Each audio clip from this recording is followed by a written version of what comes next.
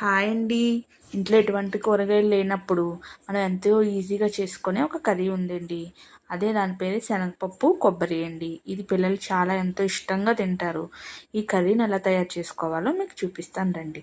మొదటగా ఒక చిన్న కప్పు శనగపప్పుని ఓ పావు గంట సేపు నానబెట్టుకొని మూడు విజిల్స్ వచ్చే వరకు ఉడకపెట్టుకోవాలి. ఇలా ఉడకబెట్టిన తర్వాత శనగపప్పులో వచ్చిన వాటర్ అంతా పక్కకు తీసేసి ఓ చెక్క కొబ్బరి కూర తీసుకుని అందులో వేసేసుకొని పచ్చిమిరపకాయలు, పసుపు, ఉప్పు, కొత్తిమీర వేసి ఒక 5 నిమిషాలు మగ్గనివ్వాలి. ఇలా మగ్గిన తర్వాత దానికి తిరగమోపు పెట్టుకోవాలి.